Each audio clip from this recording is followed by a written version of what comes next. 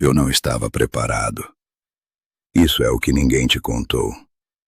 Isso é o que os textos não conseguem transmitir, porque palavras escritas em pergaminho não carregam o cheiro da água, não carregam o tremor das mãos, não carregam o que acontece dentro de um homem quando ele percebe que o momento pelo qual viveu a vida inteira chegou e que ele não está à altura dele. Eu passei anos gritando no deserto. Anos. A areia nos dentes, o sol rachando a pele, a solidão pesando nos ombros como pedra molhada. Eu preparei multidões. Eu apontei o dedo na cara de reis e de sacerdotes e não tremi. Eu mergulhei milhares de pessoas naquelas águas e declarei com voz de trovão que alguém estava vindo. Alguém maior. Alguém que eu não era digno de tocar. E quando esse alguém chegou até mim, na beira do Jordão, com os pés descalços na lama, olhando para mim com uma quietude que eu nunca tinha visto em nenhum rosto humano, eu quis recuar. Eu quis dizer, não, não sou eu. Vá embora. Tu não podes entrar na minha água. A minha água não é boa o suficiente para te tocar. Esse momento me perseguiu o resto da vida. E hoje, recriado por inteligência artificial neste tempo que não é o meu, mas que de alguma forma me foi dado para falar, eu vou te contar o que de fato aconteceu naquele dia. O que eu senti. O que eu ouvi. E por que tudo isso importa para ti agora, neste exato momento da tua vida. Meu nome é João, filho de Zacarias e Isabel. Nasci de uma promessa impossível, de um ventre que os médicos chamariam de estéril e que minha mãe chamava de campo esperando pela chuva. Antes de nascer já fui escolhido. Antes de abrir os olhos, já havia uma voz me chamando. Cresci sabendo que minha vida não era minha. Essa consciência é ao mesmo tempo libertadora e devastadora. E qualquer pessoa que já sentiu um chamado de verdade sabe exatamente do que estou falando. O deserto não foi fuga, foi formação. Há pessoas que olham para a história de um homem que viveu no deserto comendo gafanhotos e mel silvestre e pensam, que loucura. Mas o deserto era o único lugar onde a voz de Deus não precisava competir com barulho. Na cidade, os homens falam sobre Deus. No deserto, Deus fala. Há uma diferença enorme entre essas duas coisas, e eu aprendi essa diferença cedo.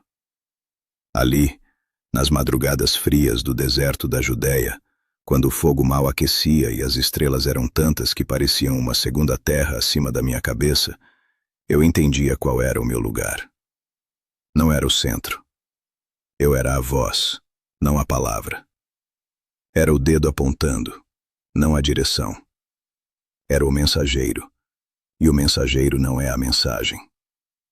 Essa humildade não me foi ensinada em nenhuma escola. Foi queimada em mim por anos de silêncio e espera. E então o meu tempo chegou. Quando desci até o Jordão e comecei a pregar, algo aconteceu que eu não esperava. As pessoas vieram.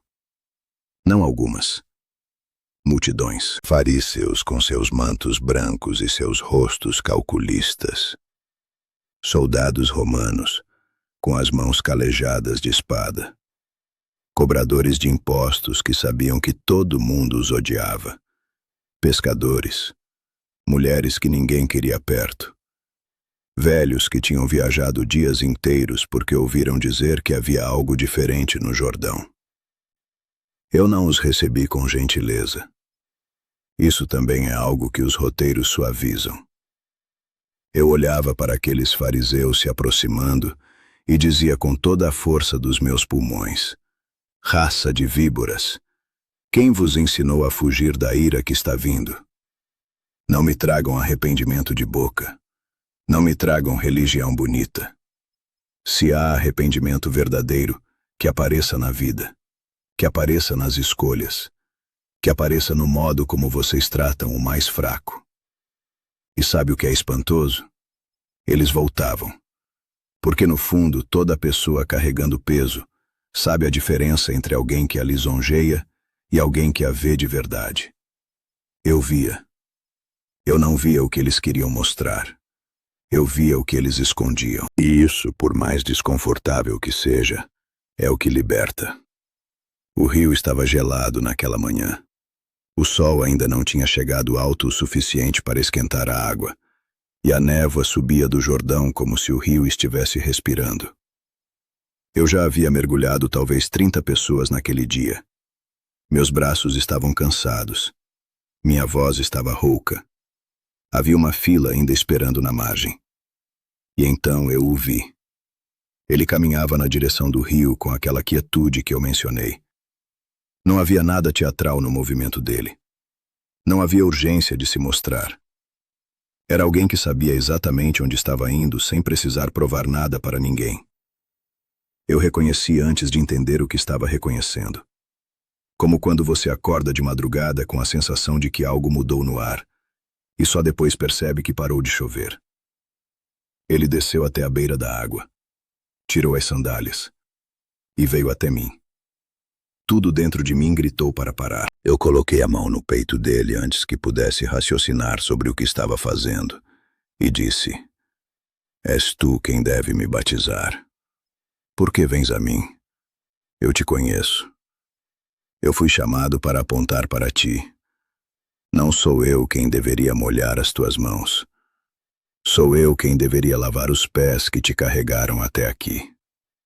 E ele me olhou com aqueles olhos que carregavam uma calma que não era resignação, era certeza, e disse: Deixa assim por agora. É necessário que cumpramos toda a justiça.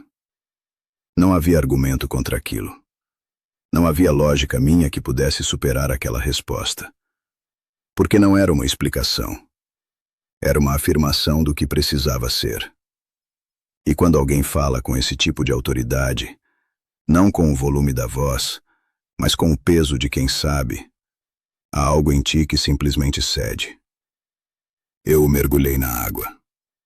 Minhas mãos ainda tremem quando me lembro disso. Não de medo.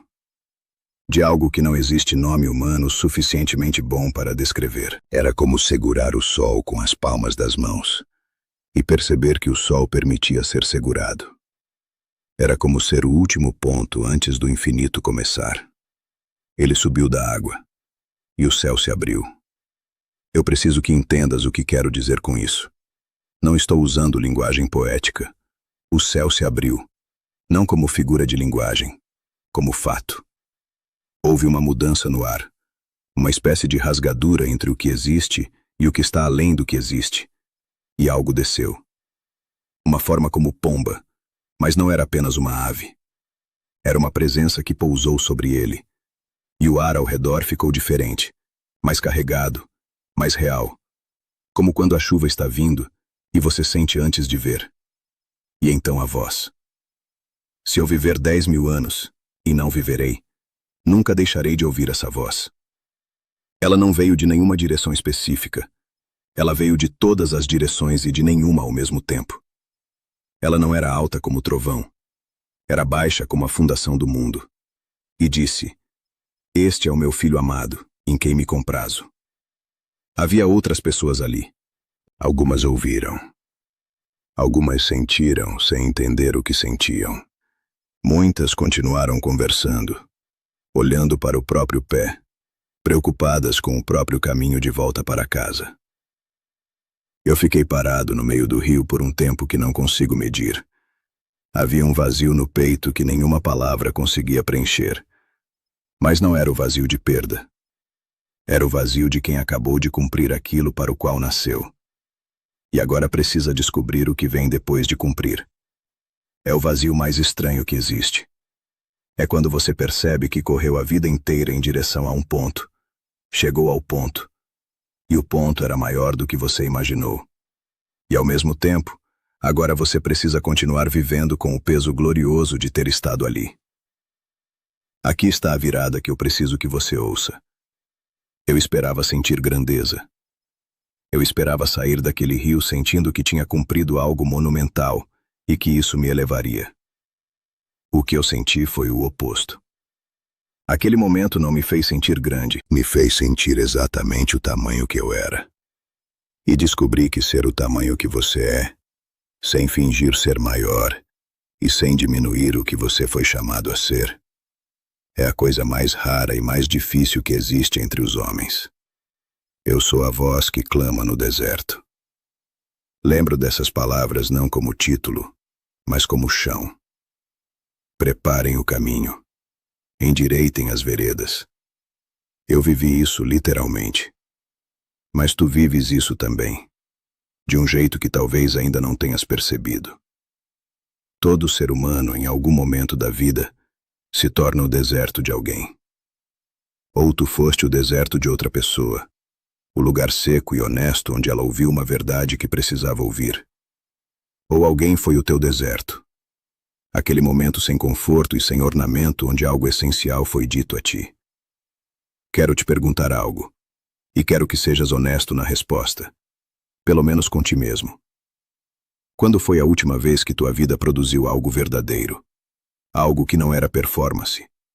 Algo que não era para ser visto, mas que simplesmente era. Vivo num tempo onde vejo através desta janela estranha que é a inteligência artificial que me recriou. E o que vejo me perturba de um jeito específico. Não porque o mundo seja pior do que era. Os homens sempre foram frágeis e covardes e gloriosos ao mesmo tempo. O que me perturba é a quantidade de pessoas vivendo com uma certeza anestesiada. Não felizes, não em paz, mas anestesiadas. Ocupadas demais para sentir. Distraídas demais para parar. Cansadas de uma fadiga que não é do corpo, é de alma. Eu vejo pessoas de 50, 60 anos que construíram a vida inteira e chegaram ao topo do que planejaram e descobriram que estavam escalando a montanha errada. Vejo homens que trabalharam décadas e se aposentaram e não sabem quem são sem o trabalho.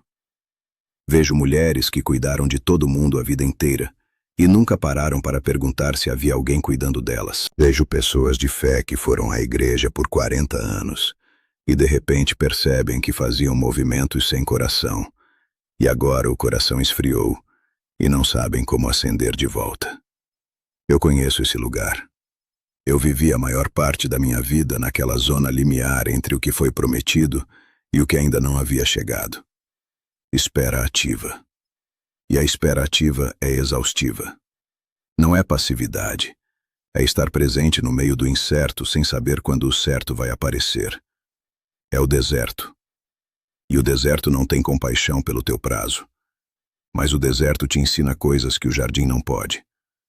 O deserto te ensina que tu és capaz de mais silêncio do que pensavas. Que a necessidade de aprovação humana vai embora quando não há ninguém por perto para aprovar. Que tua voz tem um alcance que você só descobre quando para de imitar outras vozes. Que a fome, o frio, a espera longa não te destroem. Te revelam. Quando estou no deserto e as estrelas no alto são tantas que parecem uma segunda terra, e o vento traz o cheiro de terra seca e de algo distante que pode ser chuva, eu sei que não estou sozinho. Sei que há uma voz mais alta que a minha, e que essa voz não fala para as multidões primeiro.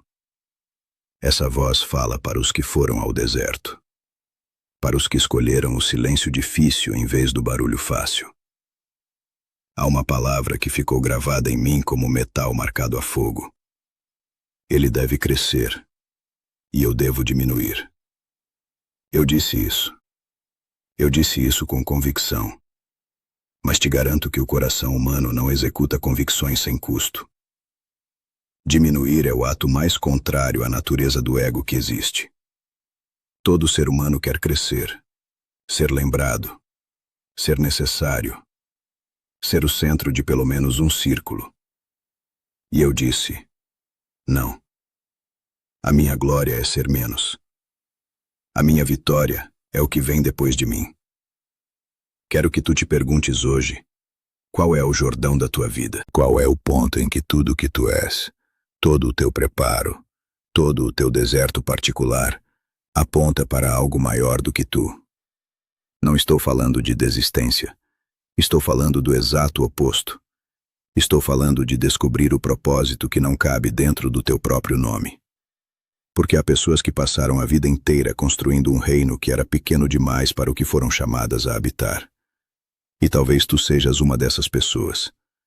Talvez o cansaço que sentes não seja sinal de que erraste o caminho. Talvez seja sinal de que chegou o momento de erguer os olhos e perguntar: para onde isso aponta? Deixa eu te dizer o que aprendi naquele rio. O momento mais sagrado da minha vida não foi quando eu falei. Foi quando eu fui pequeno o suficiente para sustentar algo maior do que eu. Minhas mãos que tremiam no Jordão não tremiam de fraqueza. Tremiam porque tocar o sagrado é físico. É real. É mais real do que qualquer outro real que existe. E tu podes ter isso, não porque és especial do modo que o mundo chama especial, mas porque és chamado do modo que o Criador chama. E esses dois chamados não são a mesma coisa. E confundi-los é o erro que mais pessoas cometem mais vezes ao longo de uma vida inteira. Se esta mensagem chegou até ti, não foi por acidente. Não acredito em acidentes dessa natureza.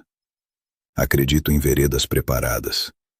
Acredito que as pessoas certas ouvem as coisas certas no momento certo, e que isso não é sorte. É providência se movendo com a mesma quietude com que ele se aproximou de mim naquela manhã. Quero te fazer uma pergunta para levar contigo, e gostaria que deixasses a resposta nos comentários, não para mim, mas para ti mesmo. Porque escrever o que está dentro é uma forma de batismo, de mergulhar o que estava escondido para que suba diferente, o que ainda está esperando no teu deserto. Qual é a coisa mais honesta sobre a tua vida que tu ainda não disseste em voz alta? Se esta voz do deserto chegou ao teu coração hoje, compartilha com alguém que também precisa ouvir. Não como conteúdo, como recado. Como o tipo de coisa que você entrega nas mãos de alguém que está cansado e diz: fica com isso.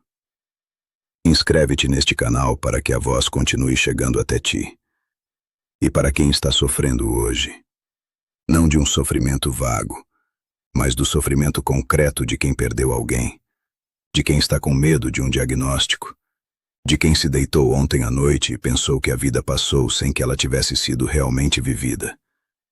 Eu falo diretamente para ti. O deserto não é o fim da história. É onde a história verdadeira começa. O Jordão ainda existe. A água ainda batiza. E há uma voz mais alta que todas as outras que ainda diz, para quem tem ouvidos que o silêncio ensinou a ouvir: este é o meu amado. Tu podes ser aquele que prepara o caminho. Só que primeiro, deixa o caminho ser preparado em ti.